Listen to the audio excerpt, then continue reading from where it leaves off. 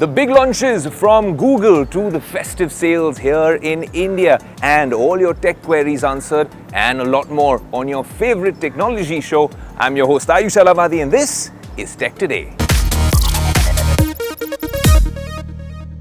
Well, if Techtember was dominated by the iPhone 15 announcement, Techtober is all about stock Android from the house of Google. The new Pixels are here on Tech Today. It's time to unbox them and let you know how AI is going to be a key feature in the new Pixel lineup.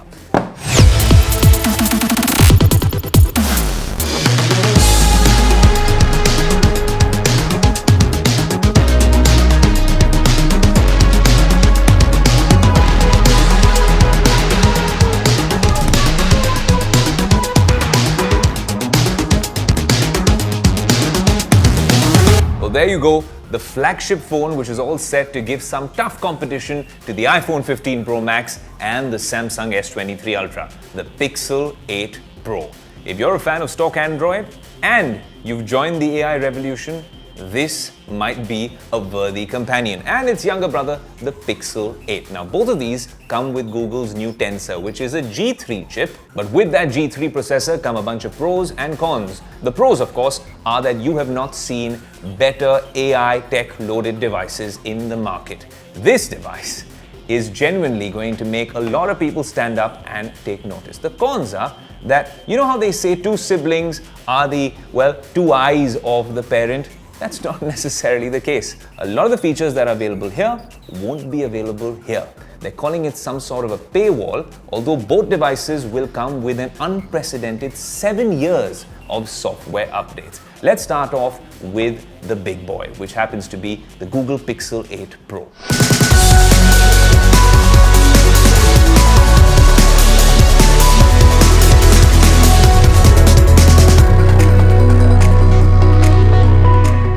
Now, when you hold it, it seems a lot like the previous 7 Pro, but things have changed. It's more rounded on the edges, so a lot easier to hold, just like the new iPhones, which also have that sort of improvement.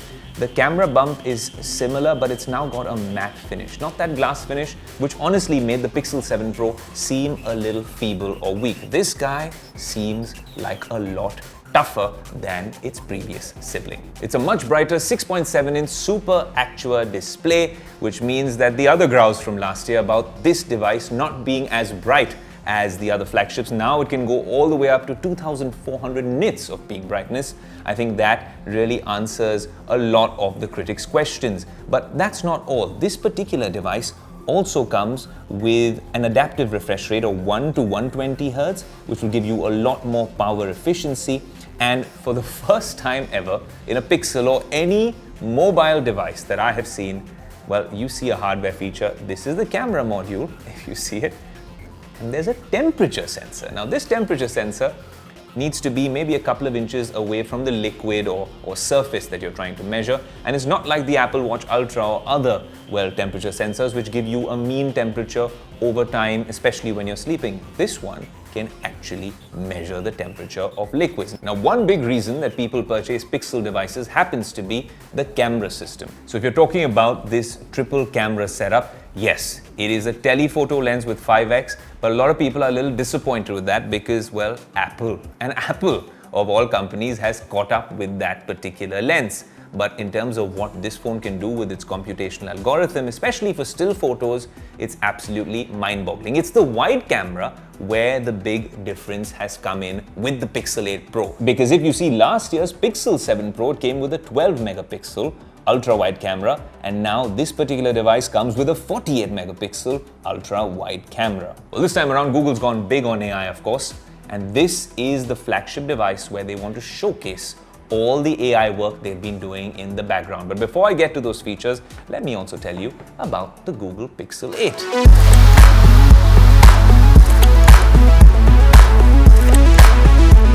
Well, it comes in this lovely color, again with rounded edges. Now, of course, the Pixel 8 also comes with that matte finish. It does come with the same G3, but I have a feeling that this one is a little throttle compared to its elder sibling. And rightfully so. A lot of people are complaining about it, but look, there's a huge difference in price as well. Nearly 30,000 rupees between this device and this device from the same lineup for a number of reasons. The AI features, some of them are similar, some of them will not come in this device. But if you consider that this is an upgraded camera system, it comes with a 120Hz display. It's a 6.2-inch Actua display. Not as bright and vivid as the Pixel 8 Pro, but the Pixel 8 is a lot easier to hold and much more pocketable than the Pixel 8 Pro. Now, the product team at Google will obviously talk about better low-light photography, night mode, sharper selfies, and some awesome zoom features. But a lot of tech companies are talking about these things. Google's real differentiator has always been its AI features, and there's a bunch of them. Also, this time the Pro mode on the Pro phone is an absolute treat for photography enthusiasts. You can genuinely do a lot of pro things if you know how to use this device. Now, the first big flex from Google when it comes to AI happens to be a feature called Best Take. Just like the name suggests, if you take a bunch of family portraits, for example, or where there's 3 or 4 of you posing for a moment that you cannot ever forget, but there's one person who manages to shut their eyes, the other person who's making a really weird face. What Best Take does is that it analyzes a bunch of photos of yours, then identifies using AI the best shot or the best expression, gives you 4 or 5 options for each face or each portrait in that particular shot.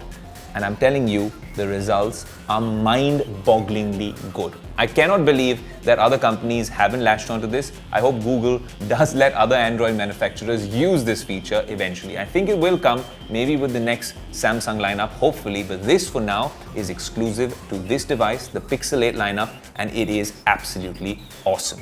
Now, we all remember Magic Eraser, the feature which was so popular on stock Android devices where you could take a particular object or something you didn't want in your favorite family portrait, knock it out and blend it into the scenery. What if you wanted to amp up that feature and take things to the next level? You can now do that with Magic Editor. Essentially, you can now pick any object from that photo. Perhaps, well, if your kid wasn't reaching the finish line in the race, you could pick him up from that photo, move him literally to the end, and pretend like nothing happened. All of this using artificial intelligence. Another big green tick for Google. Well, if you're a content creator like me, then you will always want good video and good audio. And for that, you'll invest in a microphone, a wireless one like this if you don't want too many wires. And I can just magnetically latch it on over here, put it onto my guest as well, connect this to one of my devices, and I get crystal clear audio. But with this particular device, there's an investment, and then you got to worry about the sound and make sure the settings are okay.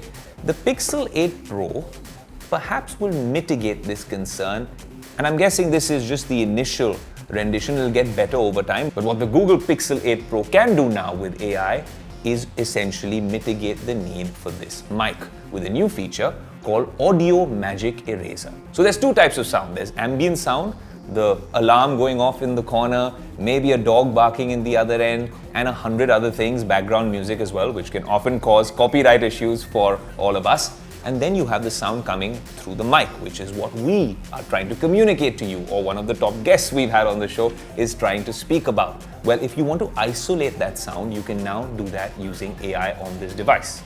What it does is it mitigates it or reduces the unwanted sounds to an almost 0 level, and you can almost get crystal clear sound. Now, this is an absolutely crazy feature that we have been testing on this device. Well, I can only tell you that if this gets better, well, then these companies will have to really level up their game and give us even better sound.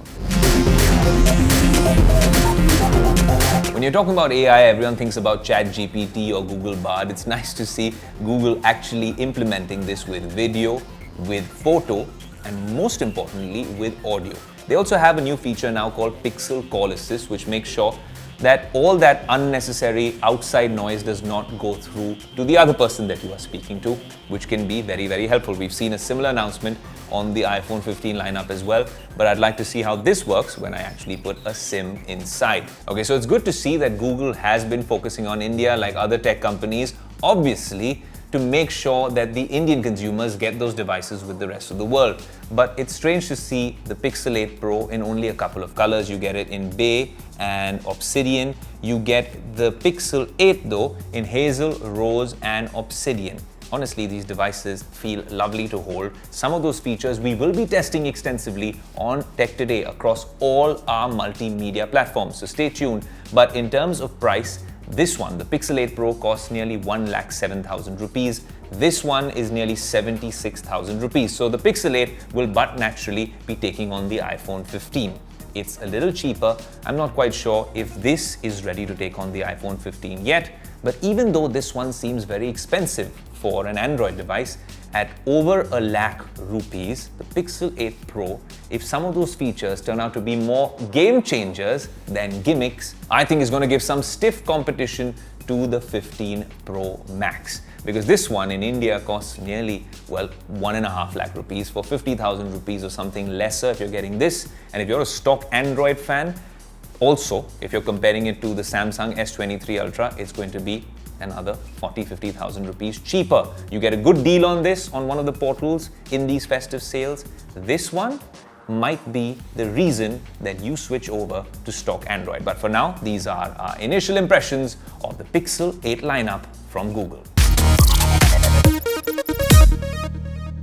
It's been a series of unfortunate events when it comes to the Israel-Palestine conflict. Over the past few days, several casualties have also been reported, and we can only hope that the situation gets better in the coming days. But when you speak of Israel, you think of high-end tech, sophisticated defense mechanisms, the famous Iron Dome. Then how is it that Hamas managed to outmaneuver and completely elude that particular defense system? The Iron Dome was defeated. And that's something that we want to get to the bottom of here on Tech Today.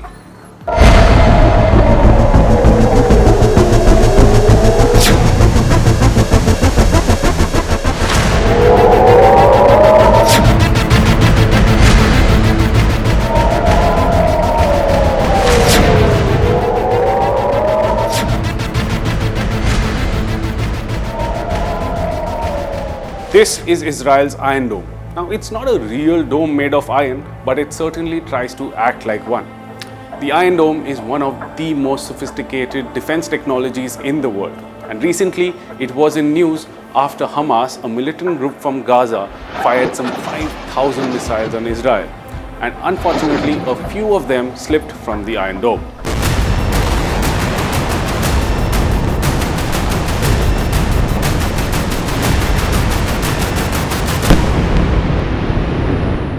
Now, to understand how that happened, let's first take a look at how the Iron Dome actually works. There are three primary components of the Iron Dome: the radar, the control center, and the missile launchers. Now, the radar can detect any projectile from a range of around 65 kilometers. It could be a missile or it can be any other projectile. And then it will relay that information to the control center. The control center will then calculate the path of the projectile and see if it's hitting a populated area. And accordingly, it will send the signal to the missile launcher. The missile launcher will then fire the rocket. And while it's in the air, the control center will try to navigate it right to the spot. All of this eventually leads to a loud bang and a flash of light in the air. Now that we know how the Iron Dome works, let's see how Hamas might have managed to outfox such a sophisticated technology. The Hamas attack was a complete surprise for the Israeli forces.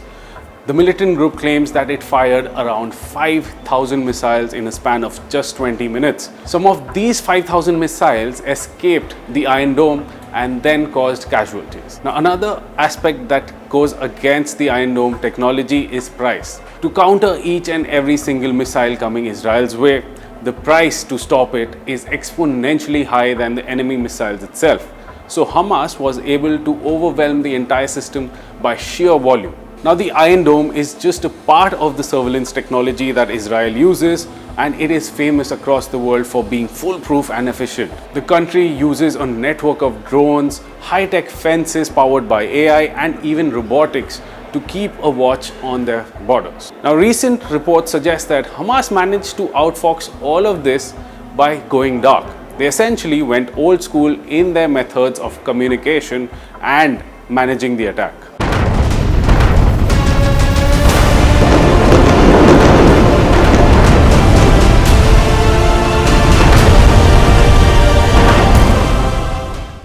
this is my favorite part of the show. I'm guessing it's yours as well, where you get all your tech queries answered. That's why I've come outdoors, because the first one happens to be from Vinay Gupta. Vinay, thanks so much for this particular query. Vinay asked, saying, should I purchase an iPhone 15 Pro Max or a 15 Pro?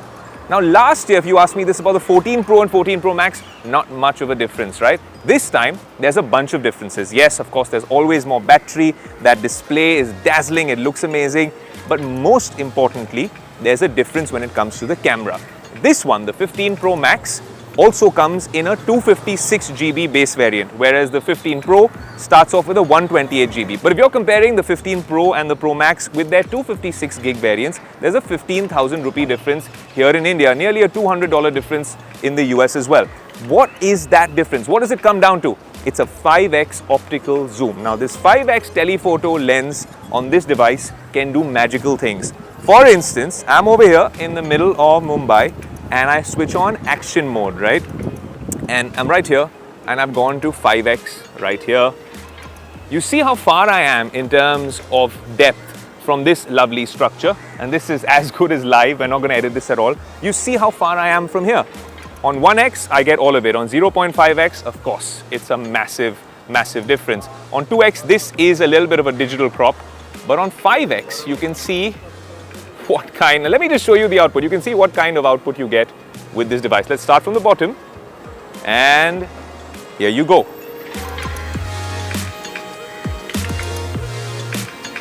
If you want to see what we just did, let me play the output for you, and you'll understand what this phone is capable of.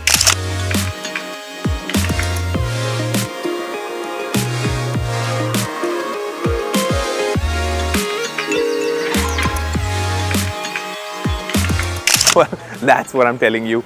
It is absolutely crazy what you can do with that 5x lens in cinematic mode, these sort of action pans for the footage you want in your film, in your Tech Today video, on your social media as a creator, and then even portrait shots. If you're into just purely photography and you take a nice portrait shot of someone from right here, you get 1x, 2x and 5x. There you see what the 15 Pro Max is capable of. If you do this on the 15 Pro, it's going to be throttled at 3x. That's because there's a hardware bump up with this device. So if you're anyway spending so much money, this is the device, Vinay, you should go for, the 15 Pro Max.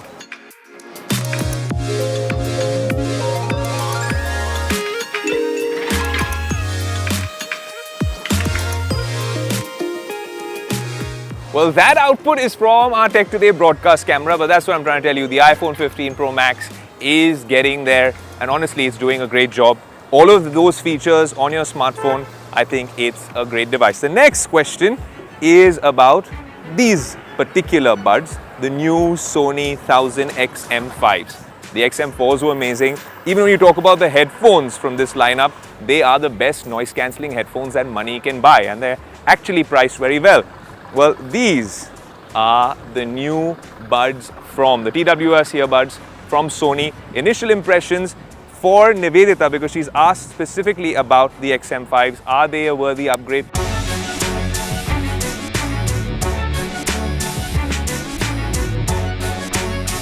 Well, Nivedita, all I'm going to say is that these are very good earbuds. When it comes to noise cancellation, they're also a much smaller design. I think last year it was a much bigger case. These are more pocketable. You can also charge them wirelessly. Much better sound, way better at noise cancelling and at voice calling. Look, AirPods are good, but sometimes we've noticed that people around you complain about a lot of sound. But with iPhones, AirPods work splendidly.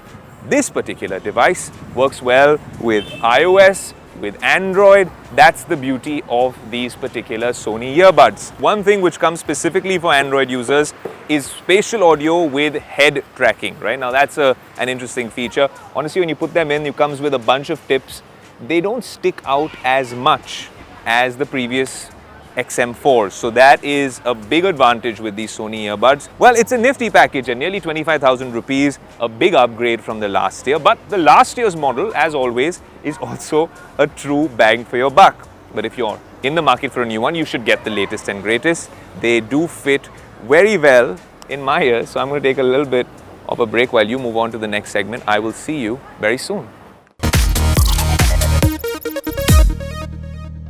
I'm standing outside one of the most iconic restaurants anywhere in India. It's called Britannia, nearly 100 years old this year, and it serves some of the best Parsi delicacies. People line up over here, very strict timings, nothing changed in terms of the decor, a lot of history, but you'd be wondering why I'm talking about a 100-year-old establishment on your favorite technology show, Tech Today. That's because, well, we talk about embracing the new and the future, but there's some OGs that genuinely still make the cut. You also talk about everyone now buying stuff online, embracing this digital wave. Well, there's a lot of people here in Indian cities who like to go to a brick and mortar store. Maybe go to your top tech retailer or one of the brick and mortar shops out there which will sell your favorite devices, or even purchase electronics for your home or office. Well, it's festive time beginning here in India, and that means festive sales galore on Amazon, Flipkart and the like. And while some of those seem like great deals, we want to understand what you, the consumer, really wants. Is it the deep discounting and marketing on these online portals? Are you happy with customer service? Is technology really making your life a whole lot easier? Or do you prefer going to the traditional brick and mortar store, bargaining, look, touch, feel the product? Look, it's a personal choice, but it's a very important one. And we'd love to know what you, the Tech Today community, think about it. So whilst we get to you in New Delhi, I'm going to go to one of Mumbai's most iconic food joints, Britannia, and get a nice Parsi meal. I'll see you soon.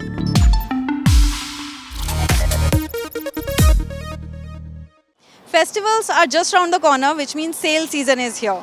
While many of you might be looking for some new phones or devices, others might have already bought them. I am here in the streets of Delhi to talk about a major debate: online versus offline. Which mode should you prefer when buying new gadgets? Let's talk to some people and find out.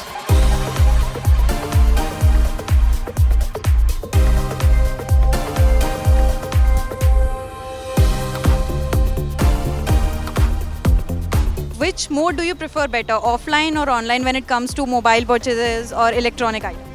I would say online. Online also and offline also. I would prefer to buy it online. I will be only preferring offline mode. It's difficult to, step out every time. Probably right now I would prefer to get it online. Online mode.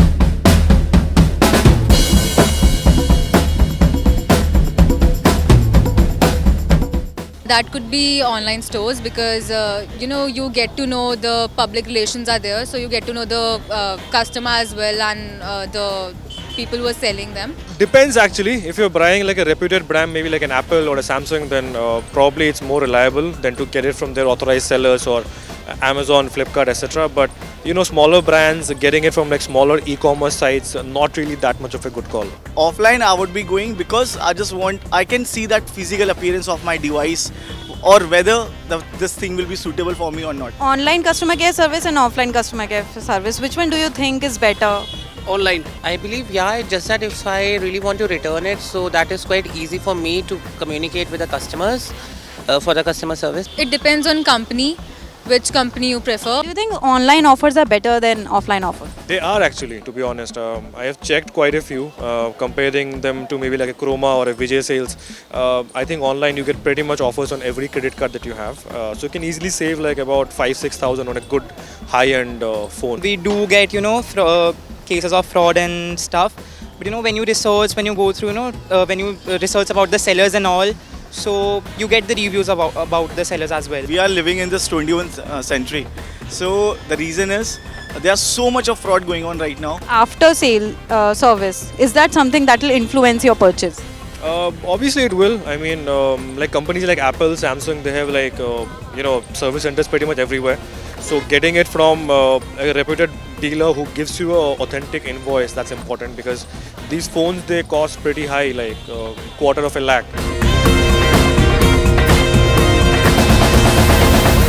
So this is what people think about online and offline purchases. Over to you, Aayush. Well, just like that, yet another action-packed episode of Tech Today draws to a close. Don't be disappointed. Tech Today's coverage will continue across our social media and digital platforms through the course of the week, and then we'll be back with a very special show. And all I can tell you is, this time we are on the move yet again, because we want to bring you the latest and greatest in tech from ground zero, wherever it's happening on any planet. Even if Elon Musk sends us to Mars, we want to bring you those developments here on your favorite multimedia technology platform, that is Tech Today. I'm your host Aayush Ailawadi saying until next week, adios.